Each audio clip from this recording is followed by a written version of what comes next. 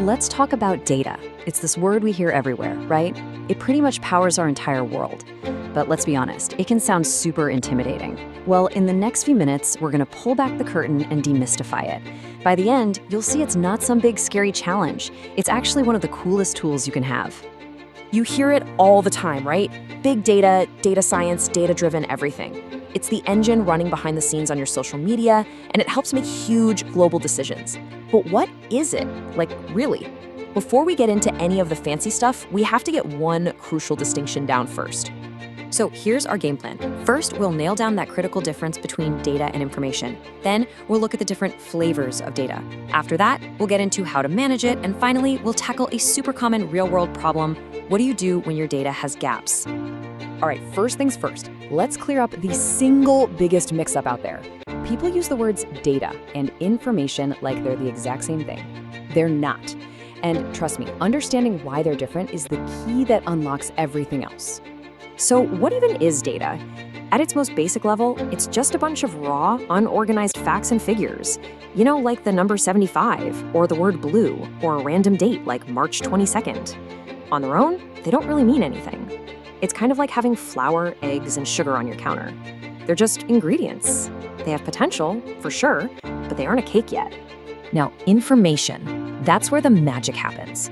Information is what you get when you take that raw data and give it some context. You process it, you organize it, you make it make sense. So that random number 75 becomes $75, the price of a cool t-shirt.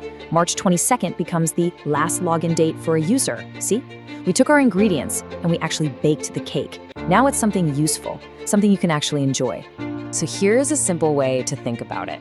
Data is like a big, messy pile of bricks. Information is the house you build with those bricks. One is just raw material, the other tells a story. It has a purpose. Honestly, the entire goal of working with data is to make that transformation happen, to turn all those little meaningless pieces into powerful, useful insights. Okay, that makes sense, right? We're on a mission to turn data into information. But it gets a little more interesting because data comes in different shapes and sizes. Knowing what kind you're dealing with is the next big step. Basically, you can split most data into two big buckets. First up is quantitative data. If you can count it or measure it, it's quantitative. Think numbers, like how many steps you walked today. On the flip side, you have qualitative data. This stuff is descriptive. It's about qualities or characteristics, like your favorite color or the name of a song. So really, it's just how many versus what kind.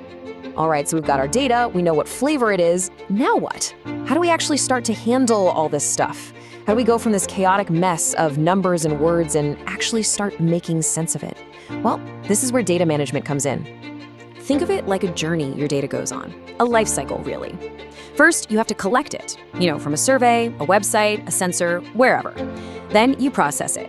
This is the cleanup and organizing phase, and it's where you start turning that data into actual information. Next, you manage it. You got to store it somewhere safe where you can get to it. And finally, the fun part, analysis. This is where you get to be a detective and start looking for patterns, trends, and all those cool insights. Okay, let's get real for a second. In a perfect world, all our data would be complete, clean, and just perfect. But we don't live in a perfect world, do we? One of the most common headaches you'll run into is missing data, those annoying blank spots that just stare back at you from your spreadsheet. Take a look at this. It's pretty simple, but you see it right away. For user ID 102, we know they spent $75, which is great, but we have no idea when they last logged in. That one empty cell right there, that's missing data. And that little gap in our knowledge can totally throw off our whole analysis if we don't deal with it properly. So, now what? You have these gaps. You can't just pretend they're not there, right? That little blank space could totally skew your results or even just break your formulas. So the question becomes, how do we fix it? Well, you've basically got two main moves you can make here. The first is called deletion. It's exactly what it sounds like. You just get rid of the entire row for user 102. Zap. It's simple, it's clean, but the downside is you lose all the other good info in that row too. The other option is imputation. This is where you make an educated guess. Maybe you fill in the blank with the average login date from all your other users. This saves the row, but you are introducing a guess which isn't perfect. It's a trade-off, but knowing these two options gives you a clear plan for dealing with messy, real-world data. So as we wrap things up here, I want to kind of shift how we're thinking about all this. From figuring out the difference between raw facts and real insights, To sorting data into different types, to managing it, and even patching up the holes, every single step is really about just one thing: creating an opportunity to understand the world a little bit better. Look, you've got the foundational toolkit now. You have the secret decoder ring. You know the magic isn't in the random facts themselves, but in how you turn them into something meaningful. So the only question left is, what stories are waiting out there for you to find?